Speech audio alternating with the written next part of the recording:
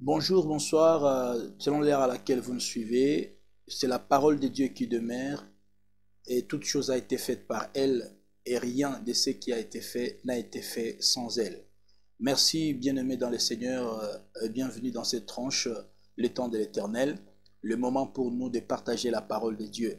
Moi, c'est Kakagad et si vous nous recevez chez vous, dites merci à notre frère Don Divin Rach, qui est notre réalisateur. Et avant que nous continuions, nous allons prier. Yahweh, Dieu Tout-Puissant, nous te sommes infiniment reconnaissants parce que tu ne cesses de manifester et de multiplier ton amour en nous au travers les souffles de vie que nous avons et surtout les saluts en Jésus-Christ.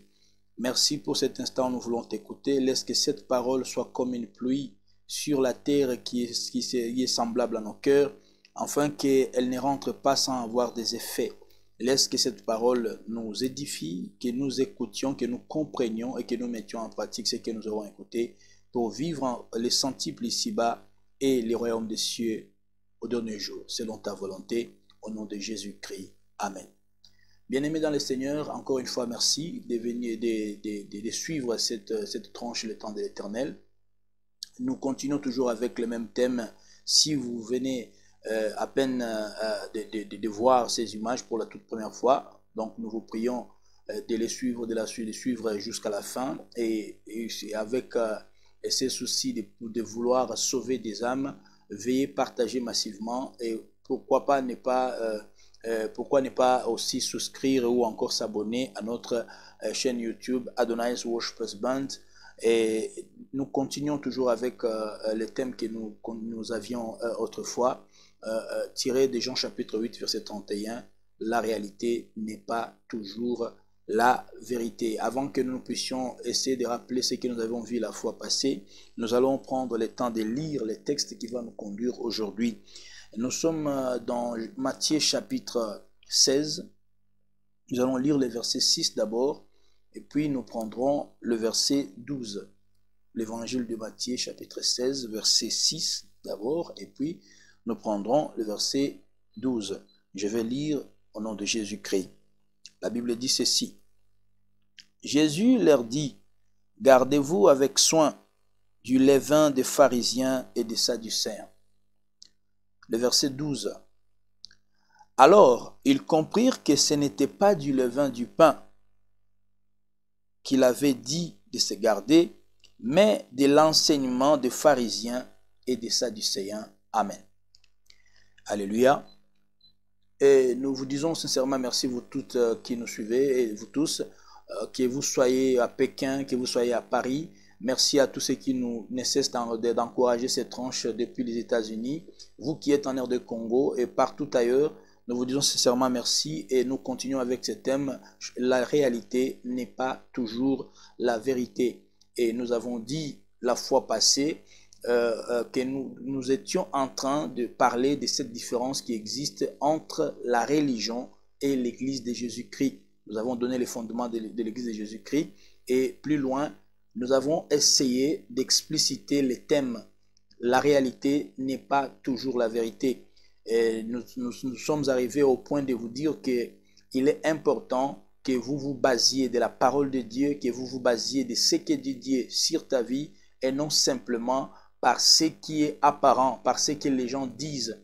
Je dis l'autre fois, on peut, selon les théories scientifiques, un médecin peut vous dire que cette maladie est incurable, mais ce n'est pas le dernier mot de Dieu.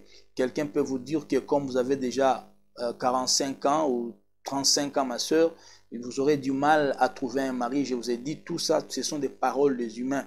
La science peut conclure des choses sur ta vie, mais seul Dieu a un dernier mot. Voilà pourquoi lorsqu'un médecin dit que vous ne vous en sortirez pas, mais la parole de Dieu nous dit par le meurtrissure de Jésus-Christ, nous sommes guéris. Lorsqu'on nous qualifie de pauvres parce que nous n'avons pas de véhicule ou de compte à banque, vous devez vous dire que je suis riche par celui qui m'a aimé, par celui qui est le riche de tous les riches, parce que tout lui appartient. Amen. Donc tout ce que peut dire le monde, ne vous laissez pas emporter par cela, mais surtout prenez ce que dit le monde, ce que dit la science, ce que dit votre coutume, votre doctrine, et essayez de comparer, essayez de le mesurer par rapport à la parole de Dieu. il y a certaines communautés où on permet les gens de se prosterner devant une statue et de l'adorer, d'adresser même des prières aux statues. Et il y a d'autres qui utilisent différents instruments qui conditionnent l'exaucement d'une prière, tel que j'avais dit autrefois, il faut avoir un chapelet, il faut avoir un moulet de prière, il faut avoir un tasbih pour certains, et tout ça, ce sont des vérités relatives, ce sont des vérités conventionnelles. Seulement la vérité absolue, c'est Jésus-Christ de Nazareth. C'est pourquoi, pour tout ce que vous verrez dans la vie, pour tout ce qu'on vous dira, pour tout ce que vous apprendrez, il est important d'avoir d'abord la parole de Dieu, c'est-à-dire vous demandez par rapport à cette question, qu'est dit la parole de Dieu. Et les versets que nous avons pu lire la fois passée, c'était dans Actes chapitre 10, verset 11, où on nous dit, les gens de Bérée avaient l'habitude d'examiner la parole de Dieu par rapport à ce qu'on les avait enseigné. Une manière de me dire, si dans mon église, on me permet de me prosterner devant une statue, que dit la Bible par rapport à ça? Et j'avais donné l'autre fois une écriture, c'est Exode chapitre 20, verset 4, où la Bible nous interdit de nous prosterner devant toute image, toute forme d'image qu'on pourrait concevoir et de ne pas les servir. Alléluia. La réalité n'est pas toujours la vérité. C'est-à-dire, ce que dit le monde n'est pas forcément vrai. Tout ce qu'on vous avait dit depuis l'enfance n'est pas forcément vrai. Il y a certaines choses qui concordent. Quand je dis la réalité n'est pas toujours la vérité, ça veut dire qu'il y a des fois où la réalité concorde à la vérité. Merci beaucoup et nous continuons avec le texte d'aujourd'hui. Nous venons de lire cette parole où Jésus dit, nous devons faire tout. Il disait ça aux disciples et à tous ceux qui l'écoutaient en disant, gardez-vous avec soin du levain des pharisiens. Et les disciples crurent qu'il parlait du levain, certains l'appellent d'ailleurs facilement levure, ce qui permet de gonfler la pâte pour préparer un pain. Ils pensaient à cela, mais Jésus leur a montré qu'il s'agissait ici des enseignements des Sadducéens et des pharisiens. Alléluia. Nous sommes toujours dans ce point où nous parlons de la différence entre la religion et l'église de Jésus-Christ. Nous avons montré ce que c'est l'église en disant que c'est un terme tiré du latin ecclesia et du grec ekaleos qui veut dire assemblée de ceux qui sont appelés au dehors ou l'assemblée de ceux qui sont mis à part pour la gloire de Dieu. Et j'ai dit l'église c'est l'ensemble de tous ceux-là qui ont cru en Christ et qui ont décidé de les suivre et qu'ils se trouvent partout dans toutes les communautés, dans ma communauté, dans votre communauté, dans d'autres communautés. Seulement, tous ont un point commun, c'est de demeurer dans la parole de Jésus-Christ, de les suivre, comme il a dit dans Jean chapitre 8, verset 31. Alors, aujourd'hui, nous entamons maintenant voir ce que c'est la religion. J'avais déjà commencé par donner la définition selon l'étymologie. Nous avons vu que le terme religion vient de religio du latin et qui est le dérivé de religere, qui veut simplement dire l'observance scrupuleuse des rites. C'est pourquoi dans la communauté où je suis né, même grandi, on parlait autrefois des rites zaïrois, rites congolais, des choses comme ça. Et dernièrement même, je vais dire, le numéro 1 de cette communauté a eu à faire un moment ensemble avec les fidèles. Il a parlé des rites congolais et des gens qui étaient sur place. Donc la religion, le terme religion qui vient de religere veut simplement dire l'observance des rites et non l'observance de ce que dit Dieu. Voilà pourquoi j'avais dit qu'il y a une différence entre la religion et l'église de Jésus-Christ. Et ici, en parlant des pharisiens et des sadducéens, c'était de figures, je vais dire, de personnes, des personnes qui étaient connues à cette époque, à l'époque de Jésus-Christ, comme étant des religieux qui étaient vraiment stricts et rigoureux dans l'observance de leurs rites. Et vous allez voir que plus loin, Jésus dit, en parlant du levain, nous devons nous garder avec soin du levain de pharisiens et de sadducéens. Parlant du levain, il voudrait dire que nous devons faire très attention parce qu'il dit de nous garder avec soin. Ça veut dire être prudent, comme lui-même avait dit quelque part. Il faut que nous soyons prudents comme de serpents et humbles comme de colombes. Et les enseignements des religions, Jésus nous dit de faire très attention. Alors, vous allez aussi voir que dans le moment où Jésus-Christ était venu accomplir cette mission du salut pour nous, et pour vous et pour moi, et ce sont des religions ou encore des religieux qui ont contribué à l'accomplissement de cette prophétie en parlant bien, je veux dire, en étant en complicité avec le régime en place, afin que le Christ soit crucifié. Alléluia. La religion est différente de l'Église.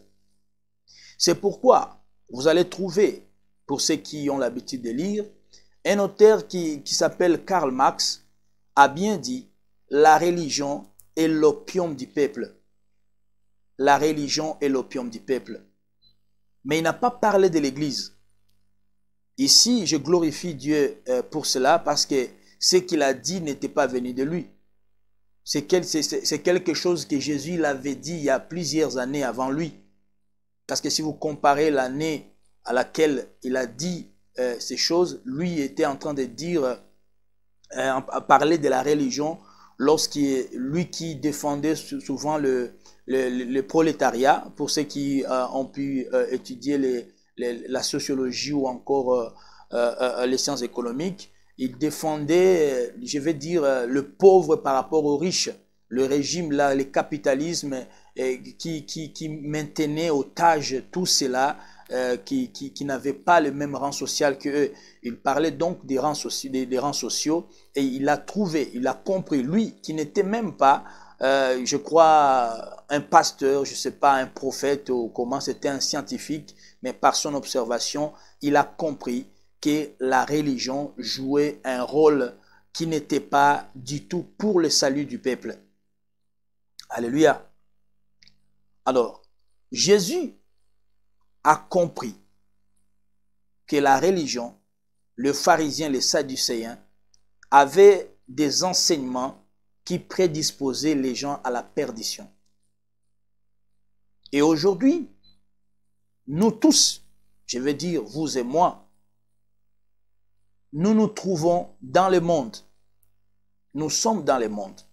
Et en disant ceci, écoutez-moi très bien, je ne vous invite pas à quitter votre communauté. Non, ce n'est pas ce que je vous dis. Je ne vous invite pas à abandonner votre, je ne sais pas, congrégation, votre communauté. Nous appelons ça aussi communément votre église. Alors que l'église de Jésus-Christ n'a pas de nom. L'église de Jésus-Christ n'a pas de bâtiment. Non. L'église de Jésus-Christ est composée simplement des gens qui demeurent dans sa parole et qui vivent selon sa volonté. Alléluia. Alors, j'avais dit autrefois, quand Jésus est parti et donc est monté au ciel, il n'a laissé aucune église, aucune religion, je voudrais dire. Il n'y a aucune religion que Jésus a déclarée en disant ça c'est la religion de la vérité ou je ne sais pas la religion que je vous laisse. Non. Il a dit sur toi Pierre, je bâtirai mon église. Et la preuve en est que l'église primitive, c'est-à-dire après que le Saint-Esprit soit venu le jour de Pentecôte, c'est l'église qui était guidée par Pierre, y compris les apôtres qui étaient avec lui. Alléluia. La religion est différente de l'église et vous allez voir que si le Christ lui-même déclare en disant « Vous êtes dans le monde, mais vous n'êtes pas de ce monde ».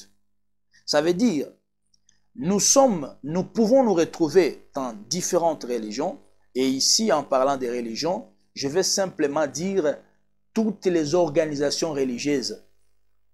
Alléluia. Dans le cadre de ces enseignements, par religion, comme on vous avait dit, l'observance scrupuleuse des rites, vous allez trouver que chaque groupement de personnes qui se dit être des gens de Dieu ou encore des serviteurs de Dieu, chaque groupe, chaque communauté a sa manière d'organiser les cultes, sa manière d'organiser, je ne sais pas, le mariage, ainsi de suite. Parce que par rite, il faut comprendre les cérémonies en usage dans une religion. Lorsqu'on parle des rites, ce sont des cérémonies qui sont en usage dans une religion donnée. Je dis par exemple, Dans l'hindouisme, la manière dont ils prient, ce n'est pas la même chose que font les musulmans. Non, ce n'est pas la même chose que font les protestants. Vous voyez ça? Donc, chacune des religions a ses rites, a ses manières de faire les choses, a ses manières, je veux dire, de prier même. Et quand on parle de religion, c'est simplement l'observance scrupuleuse des rites. Voilà pourquoi de plus grandes religions que nous connaissons, ils sont très stricts en ce qui concerne les cérémonies. Il faut prier en faisant ceci. J'avais dit autrefois, il y a nos frères musulmans qui, en priant, ils doivent regarder vers la Mecque parce que c'est disant que c'est la ville sainte. Il faut le faire. On appelle ça Qibla. Pour ceux qui peut-être ne le savent pas, parce que j'ai eu la grâce d'être né dans une famille musulmane, je connais quelque chose là-dessus. Et vous allez trouver certains comme la communauté dans laquelle nous sommes, je suis né moi, la communauté catholique, vous trouverez que pendant les cultes, il faut un peu de l'encens, je crois. Pendant le culte, il faut faire des mouvements, des gestes bien précis qui sont préparés à l'avance. L'ensemble de tout ça, c'est ce qu'on appelle des rites, des cérémonies en usage dans une religion, ou encore des cérémonies même du culte. On les appelle aussi des rites.